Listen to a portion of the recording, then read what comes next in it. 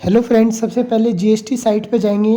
GST portal पे login करेंगे। Login करने के लिए आपके पास आईडी पासवर्ड होना चाहिए। वो आईडी पासवर्ड यहाँ पर एंटर करेंगे, देन कैप्चा एंटर करेंगे, देन लॉगिन करेंगे। लॉगिन करने के बाद आप वहाँ पर सर्विस में जाएंगे, रिटर्न पोर्टल पे। तो पहले लॉगिन हो जाने दीजिए। अगर आपको कोई दिक्कत आ रही है तो कमेंट सेक्शन में हमें बताइए। सर्विस में जाके यहाँ पे रिटर्न डैशबोर्ड में जाएंगे। आप क्वार्टर सिलेक्ट कर लेंगे। यहाँ पर क्वार्टर, जिस क्वार्टर की रिटर्न आपको भरनी है, अगर मंथ की भरनी है मंथली रिट सिलेक्ट कर लीजिए।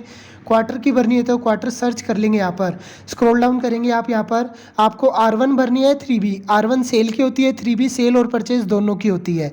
तो स्क्रॉल डाउन करेंगे। हम यहाँ पर एग्जाम्प्ट सेल दिखा रहे हैं, तो यहाँ पर नील रेटेड सप्लाई सिलेक्ट कर लेंगे।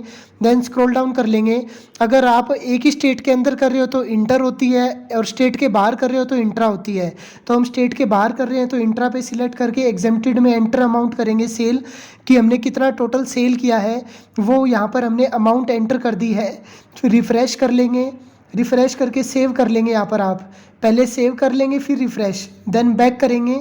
बैक करेंगे तो यहाँ पर आप देख सकते हो दिखा रहा है एक अमाउंट एंटर हो चुकी है।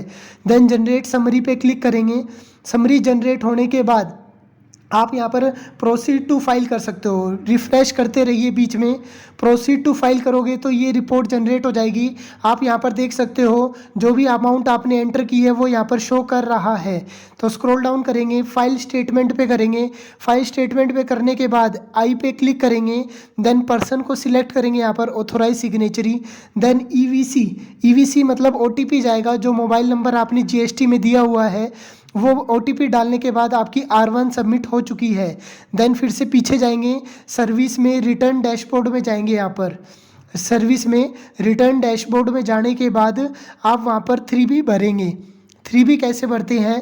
एग्जाम्प्ट सप्लाई के अंदर पहले क्वार्टर सिलेक्ट कर लीजिए, सर्च के ऑप्शन पे क्लिक करेंगे यहाँ पर, देन स्क्रॉल डाउन करेंगे। R1 आप देख सकते हो हम यहाँ पर आ रहा है, फाइल हो चुकी है।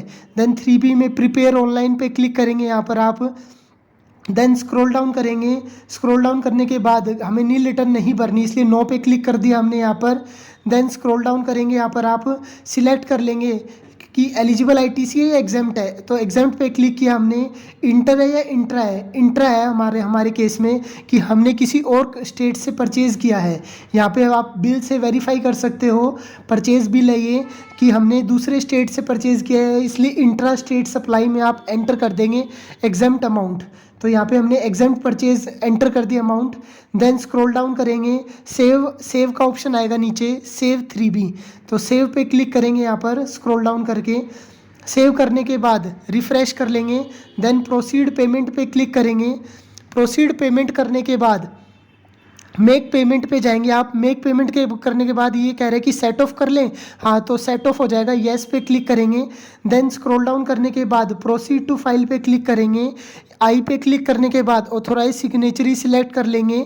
देन ईवीसी पे क्लिक करेंगे। ओटीपी एंटर करने के बाद आप वेरीफाई कर देंगे तो आपकी 3B सबमिट हो चुकी है। R1 और 3B इस तरह से सबमिट होती है एग्जाम्प्ट सप्लाई के केस में। तो ये बीज का भी काम था इसका, तो हमने एग्जाम्प्ट सप्लाई देखी।